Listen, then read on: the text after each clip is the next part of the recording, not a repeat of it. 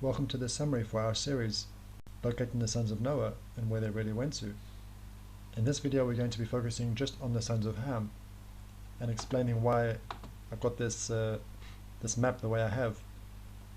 Now the source that we were using was the Book of Jubilees, because the Book of Jubilees describes how the sons of Noah divided the portions of land amongst their descendants, and we don't get this description in the Bible, so it makes this source very interesting.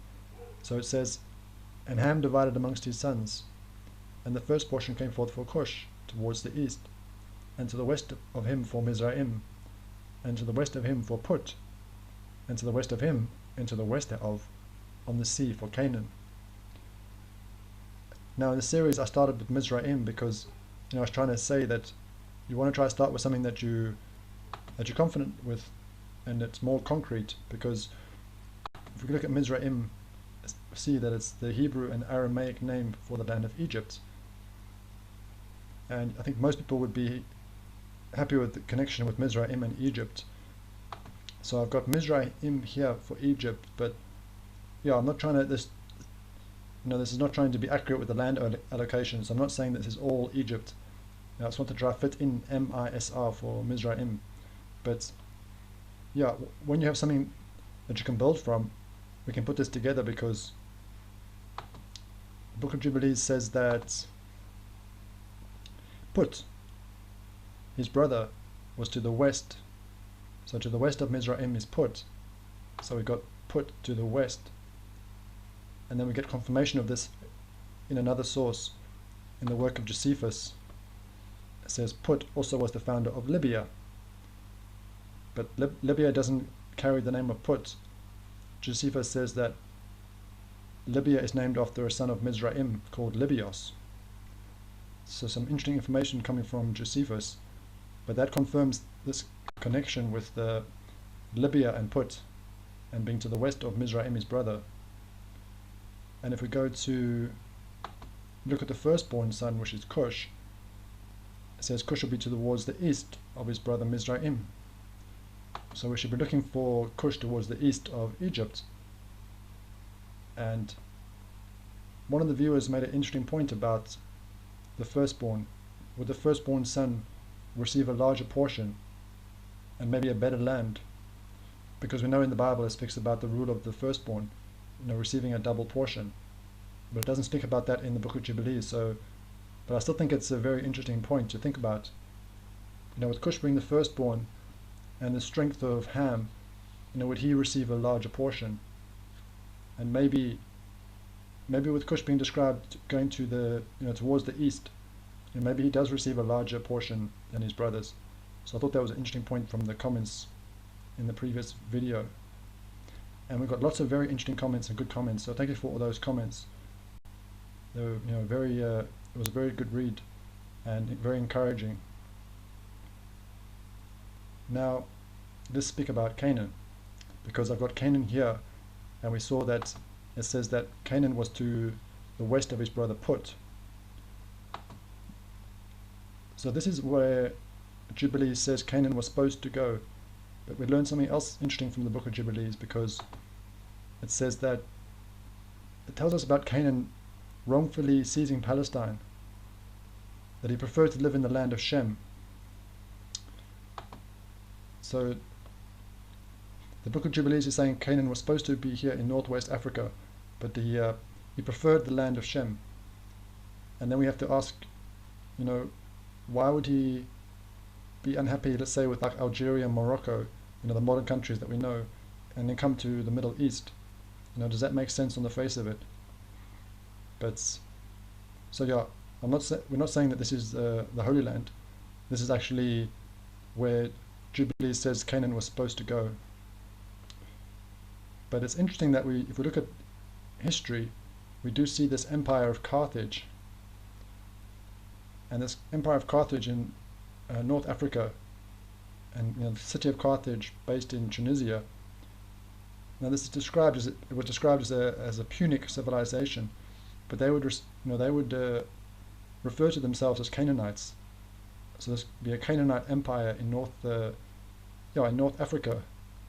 So that's quite interesting, because some viewers are speaking about the legends of tribes of Canaan coming to North Africa.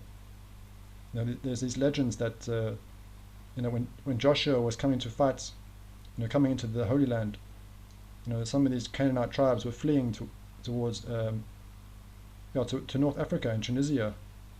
So there's interesting legends about that, Canaanite tribes coming into North Africa. And then it's quite interesting how we see Jubilees describing this region here as the land of Canaan. So that's quite interesting. But I also want to say why I've got this C here for Cush in this part here, because we learned about the influence of Cush both sides of the Red Sea, and we spoke about this tradition of the Abyssinians, this explorer James Bruce, that after the deluge, Cush and his family came to Ethiopia and they built Aksum, and then later they built Meroe. And we did that video saying, was the Sumerian Kesh really the biblical Cush? Because this tradition of Cush coming here with his family and building Aksum, but we know Nimrod is the son of Cush, so that would bring Nimrod into this region. And then we saw this Sennaar, and we were saying, could this Sennaar be connected to the biblical Shinar, the land of Shinar? So could this be where the Tower of Babel was being built, and the cities of Nimrod? So that's why I've got the C, where I have, with this influence of Cush on both sides.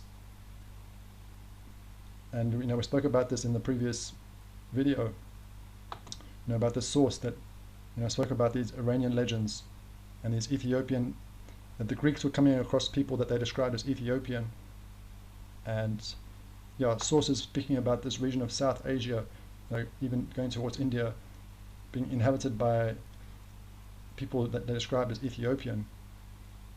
And I'll just show you that the source this is coming from is Wonderful Ethiopians of the Ancient Kushite Empire, an Afrocentric perspective. So I'll put this link in the description if you'd like to learn about the Ethiopian influence on Arabia and also going towards India, to try to show how the way the Book of Jubilees describes Cush being towards the east of Mizraim or Egypt, that we do have sources and evidence to support this idea of this region being dominated by Ethiopians, Arabia, and also going towards India. And then we spoke about that in the previous video, how that seems to create a discrepancy here for this sphere of Shem, because it seems like this region is actually the land of Cush. The Ethiopians were dominating this region of Arabia, going towards India. So then where would the Shemites be? And we spoke about this being a discrepancy with this sphere. So what do you think about this map? The way I put this here, do you think that's a fair way I've laid it out, the way Jubilees describes it? And also the shape of this oblong. I've done that for a reason as well, because we learn in the Book of Jubilees that it describes the land of Japheth as cold, but the land of Ham is hot. So if you look at the way Jubilees describes it, you can see that it kind of brings Ham, the descendants of Ham, above the equator, living in a hot land. Even if you go to the west, it's hot, but even when you start going towards the east, it's still hot with Arabia, and so this whole region you could describe as a hot and an arid region. So I think that kind of fits with the way what Jubilees says about the land of Ham is is hot. So that seems to make sense with that with the way we've got this laid out. But like we said in the previous video, you can't draw something like this, and that's not going to explain all the history and the whole story for the Hamites, because the Hamites are not just going to be contained in this shape or this oblong. And we spoke quite a lot in the series about potentially Hamites' influence in China with the prophecy from Isaiah and the land of Sinim. So if you haven't heard about that, look at the video we did about that. That was an interesting one. And we spoke a lot about the Hittites, about these Khitans. Could the Khitans be linked to the Hittites? So that would be, more Canaanite influence on this region of in Asia or China. So if you'd like to learn more about Ham, please watch some of those videos in the series, because we learn a lot more about Ham, and we can see that Ham is connected to Africa, but there's more to Ham than just those generalizations of connecting Ham with Africa and connecting Ham with black people. These stereotypes and assumptions and generalizations just don't seem to actually reveal the true picture or the fair picture. And when we start studying these things, then it kind of broadens our perspective. And we learn also about descendants of Canaan being described as having all the appearances of the white race. So the Amorites, some scholars were saying they were depicted as being depicted with all the characteristics of the white race. And we also saw some scholars were saying that the Hittites they were describing them as a Turco-Tartar people. Hittites descended from Canaan, descended from Ham. So just to show that we mustn't just not to be caught up in generalizations and narrow-minded perspectives, and try to see look at the information fairly and see what the truth of it is. So please watch our series on Ham, or the section on Ham, if you'd like to learn more about Ham, because also a large part is also about the Phoenicians. We spoke a lot about the Phoenicians, and the Phoenicians descended from Ham and their maritime empire, these maritime explorers. So there's a lot more to Ham that we can learn about. But let me know what you think about this video, about this map, and any of your thoughts or your feelings about it.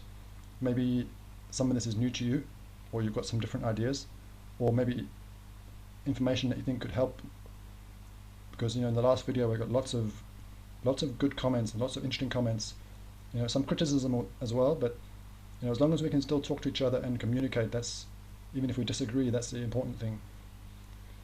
So thank you for watching this video. In the next video we'll try to do a video looking at Japheth and the map for Japheth, and seeing what we can learn about that, and how Jubilees describes it, and what other sources say about Japheth. So thank you for watching this video, and we'll see you in the next one.